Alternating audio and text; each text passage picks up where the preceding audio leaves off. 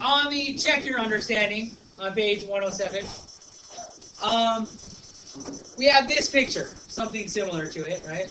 I draw pictures not good. I don't draw pictures very well. I'm not an artist by any stretch of the imagination, at least the drawing. I do sometimes consider myself to be a vocal artist. Just kidding. I shouldn't have recorded that. Anyhow. Hey, explain why this is a legitimate density curve. 1. Why is it a legitimate density curve?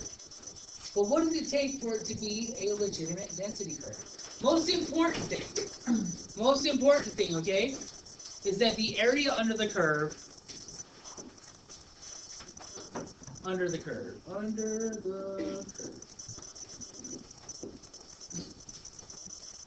is 1. Right? That's the most important thing. And that's really it. That's all that has to happen. It could look all kinds of weird stuff. As long as your area under it is 1, it is a legitimate density. And there's 1 curve, right? Okay, number 2.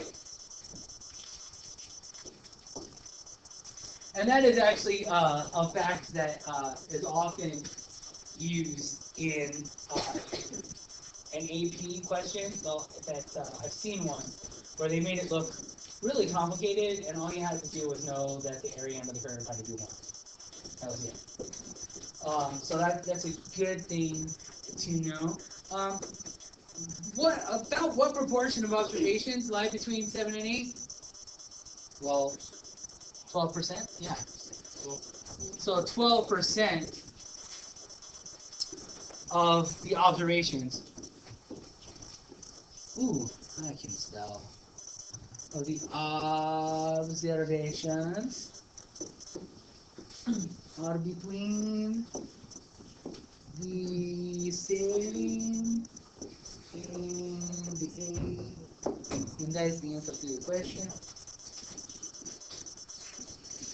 Oh, my answer is actually better than the book's answer because they just put 12%, which is crappy. Yeah, let's answer these questions with full sentences, right? What? All right, number 3.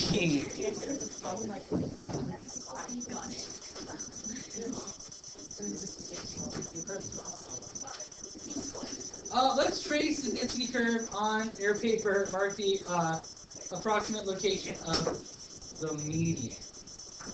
All right, so how do we estimate the approximate location of the median? Well, if we think about this in terms of maybe a 5-number summary, right? Our median then should be in the spot where we would estimate 50% of our data is above it and 50% is below it. I'm going to be making a guess, right? I'm going to say, I don't know. What does 50% look like? I don't know. There?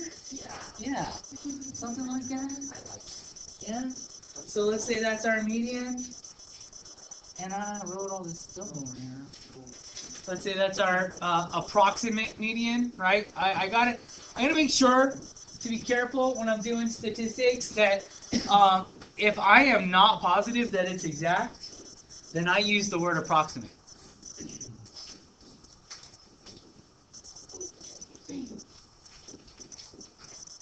Because an AP grader will ding you for that. And that is, as far as I know, the last time I went to a hardcore AP conference, that's the official word, ding. They'll ding you on that question. So 3 is right here, really, right? Okay, so if that's where my median is, it looks like this data is slightly skewed. In which direction? Right. No, left. Left. We're looking at where the tail is, right? right? And it's, the way that I think about it is two ways, okay? Either I look at it and say, hey, where's the longer tail? If the longer tail's on the left, then it's skewed left, right? Or I say, hey, where's the majority of the data? If the majority of data is on the right, then it's skewed left. If you're an opposite kind of person, go with number 2. If you like imagining a tail because you're an animal lover, go with number 1.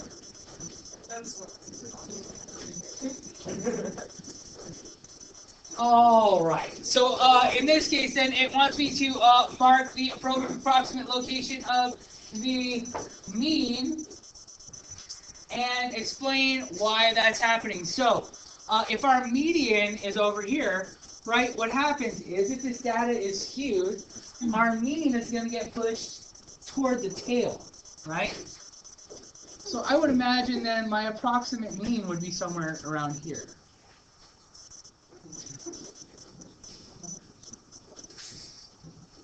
This would be our approximate mean.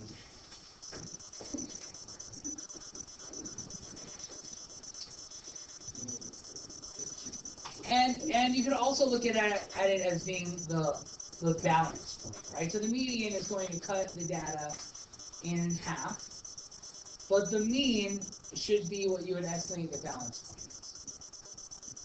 Yeah, so if you put the mean over here on the right, it would tip like that, right? So you want to kind of balance it out. I really don't like looking at it that way. I like to just imagine that if we have skewed data, our mean is going to get pushed toward the tail. All right. Fantastic. Well, that's check your understanding before you wreck your understanding on 107. Here we go. Hey, first thing, right away, this thing means that it's a normal distribution, right? Our mean is 64.5, and our standard deviation is 2.5, right? Mu, yeah. So it's mu and sigma, right? You don't like my mu? It's like a Mario end. You want it to be more like that?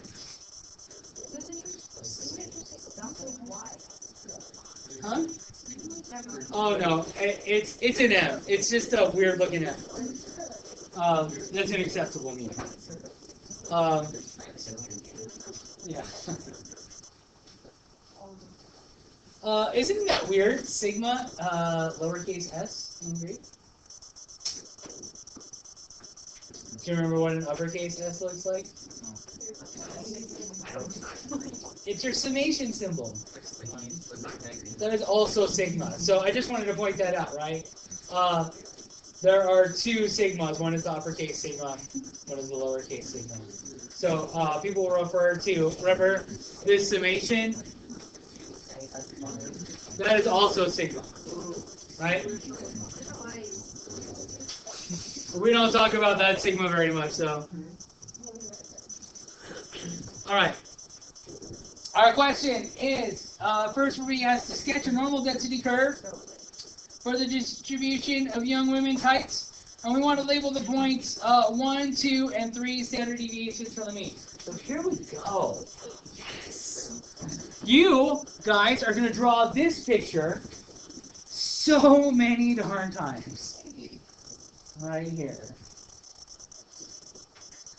If Pac-Man were nearby this, he would run. Sorry. No, that's paranoid. Oh. Yes. Wow.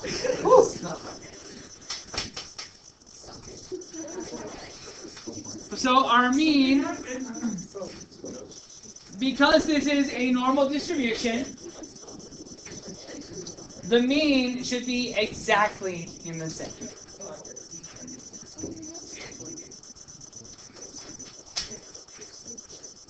Huh? Yeah, and the median will be in the exact same spot. Which means that they are the same. Okay. 1 standard deviation above the mean. Now remember, we're just going to estimate, right?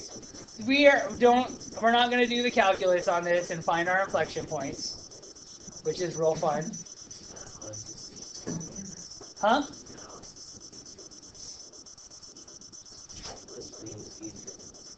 Yeah, then finding an inflection point you can calculate? No, I'm trying to. Huh? Why? Anyway, you don't need to do that. We're gonna estimate.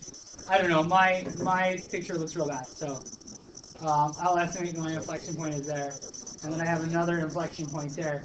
And at those inflection points will be 1 standard deviation above and below the mean. Yeah.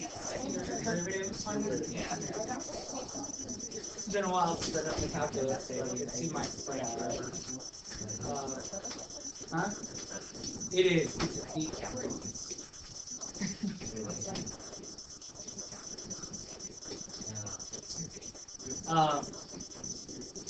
all right, so if I add 2.5 to this, I get 67. And when I subtract 2.5, 62. All right, we look and see possibly another inflection point here.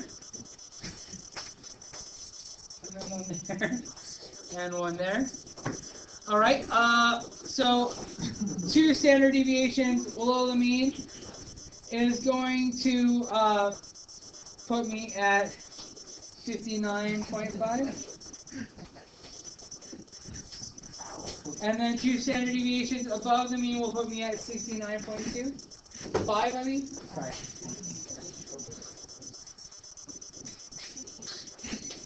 And then one more will subtract 2.5 again, and that will leave me at 57.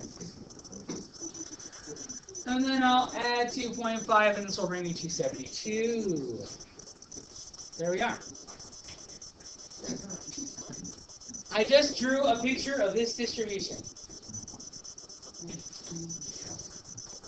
Is that all we asked us for? Label the points, 1, 2, and 3 standard deviations from the mean. Done. Sweet. Cool. What percent of young women have heights greater than 67 inches? Okay, and again, like I said, you're going to draw this picture a bunch, because if I'm asked the question, hey, what percent of women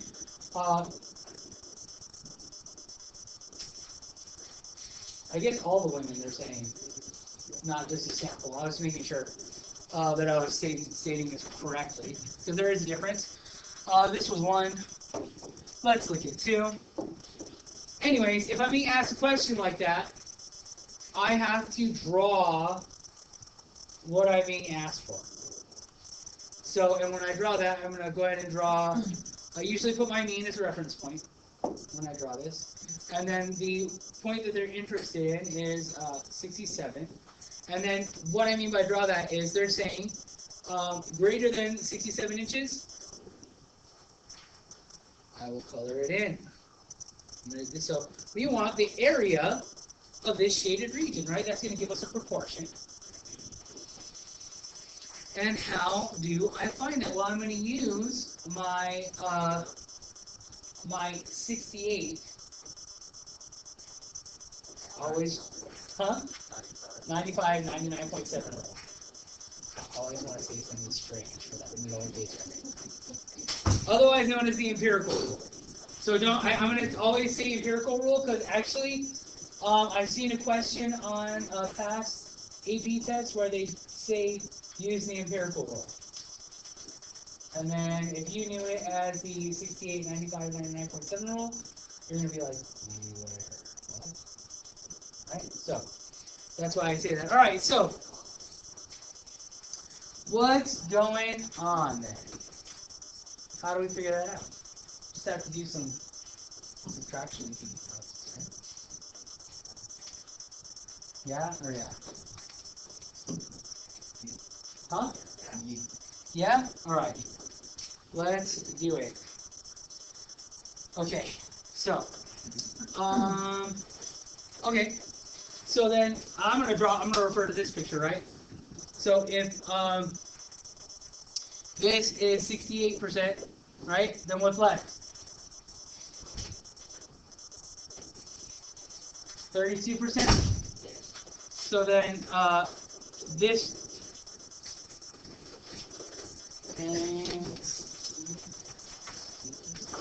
So that means that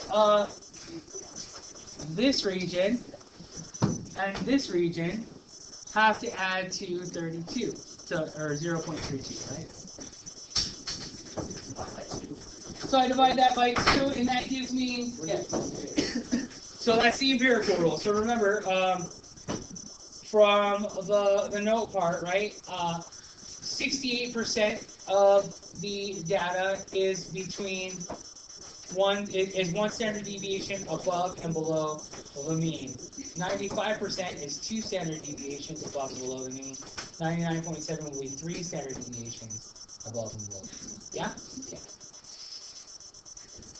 Which means that this shaded region, our area, is equal to, ooh, golly, where's my decimal? 0.16. And that answers the question.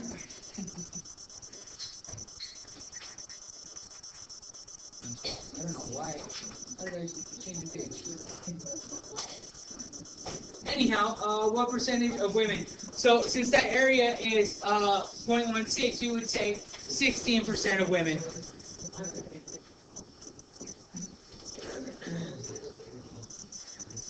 Percent of women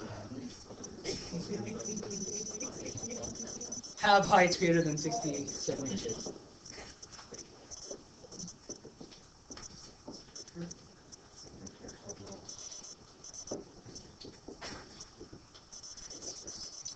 Inches. I always forget that you can move the board up. But it looks really weird for the picture if I'm recording, so that's why I get down. That's fantastic. Okay.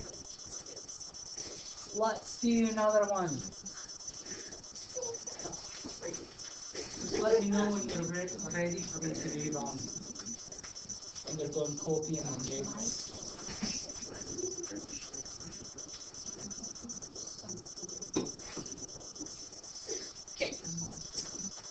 Alright, let's do, there's a third part, aka part 3. And guys, you'll notice, let's see, what does their answer say? They just say 16%, guys. When we answer I'm trying to model this for you.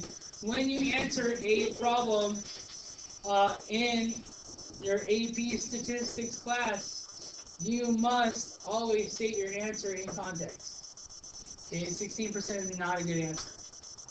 You have to actually say 16% of women, and then to state the context. You have to put it back in. They will ding you for that. If you just put a numeric answer, sorry.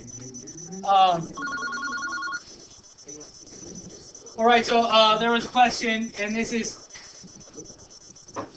not related to this question, but fair enough. Hey, what is the function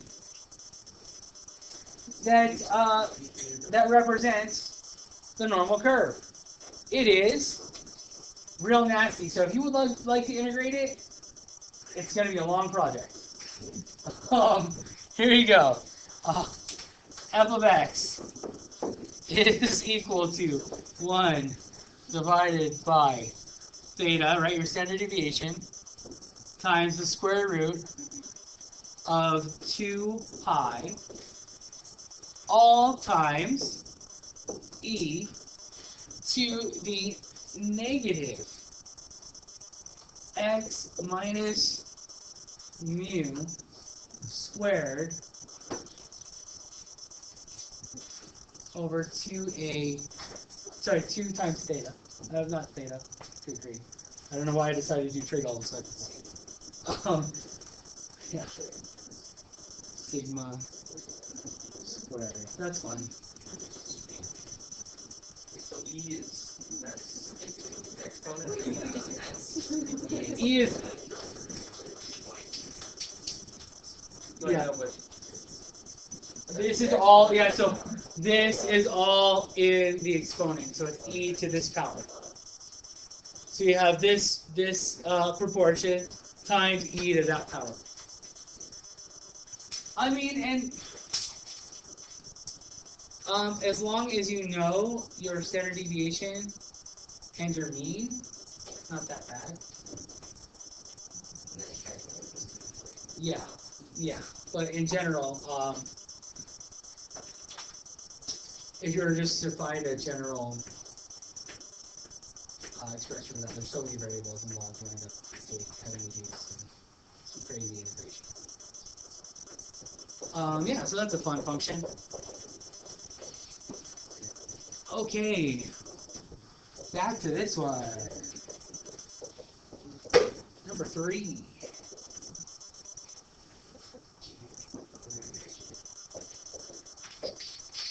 What was number 3? What percentage of young women have heights between 62 and 72 inches? So again, I'm going to draw the picture. Our mean was 64, or is at this point, 64.5, so 67, 1 standard deviation above the mean, and then 72, 3 standard deviations above the mean. So what are we looking for? The area of that shaded region.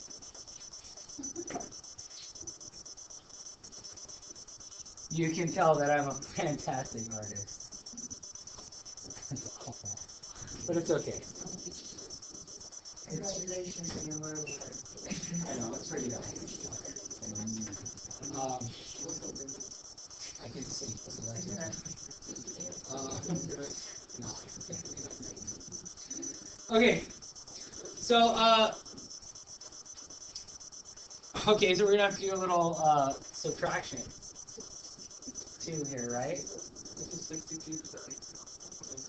Huh? It says 62?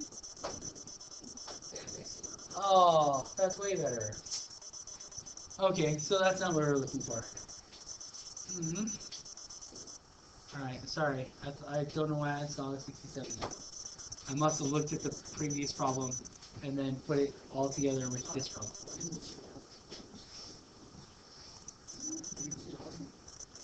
64.5, and then 62 is 1 standard deviation below the mean, and 72 is 2 standard deviations above the mean.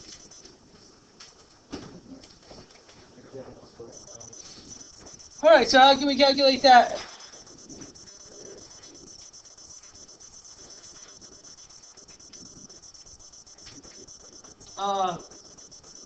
The solution in the book is kind of interesting, which I think is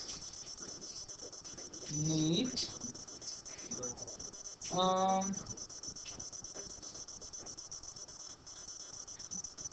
Weird. Oh, and it wants you to know 2 things. Sorry. It wants to know. All right, let's figure it out. So how do we? I'm trying to see if I should use the equations that the book is giving you, and I don't know. They're kind of weird. I like to use just a logical approach to it instead of looking at it like that. All right. So what have we got? We've got 68, right? Percent of the data, plus whatever we have in between, right? So right here we have 68, plus whatever we have left, right? So if we were to take that, right, so we're looking at 95 minus 68. Yep.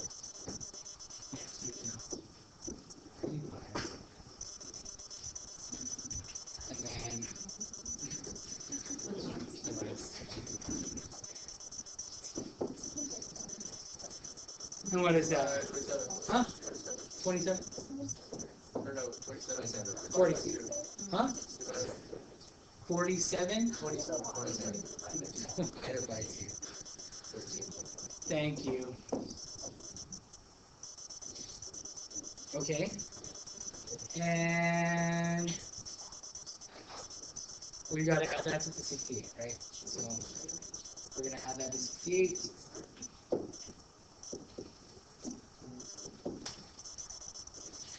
So we'll wind up with, sorry, 80. My bad. Oh. Sorry, long day already. 80. But we've got to put that into terms of, that's our proportion, right? But when we answer the question,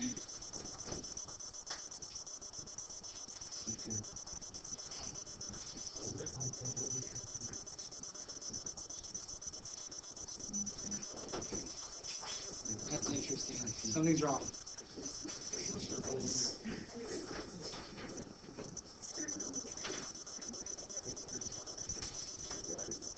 Something's not right with that. Huh?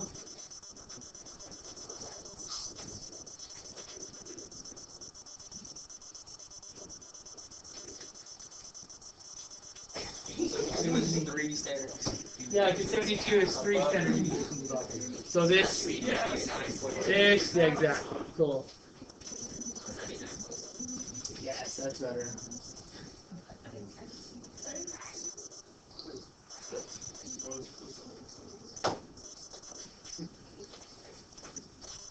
There we go.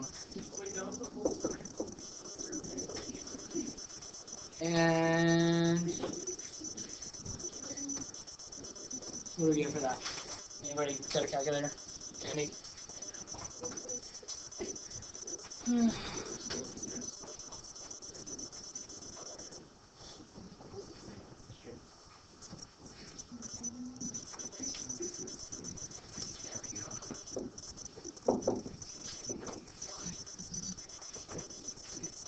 Well, they're rounding. That's interesting.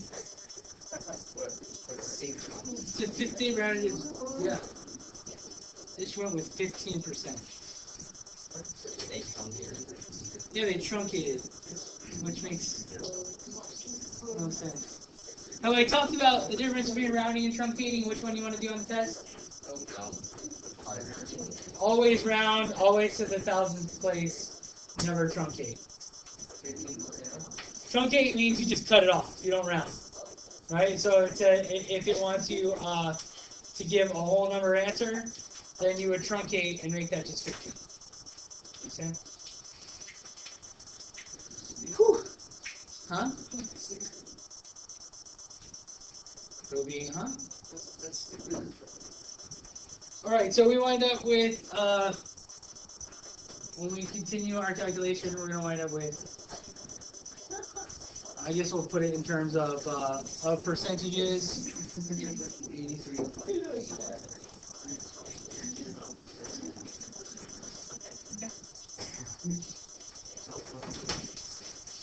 We're going to subtract that. Okay. Yeah, fair? All right, we did that one. How much?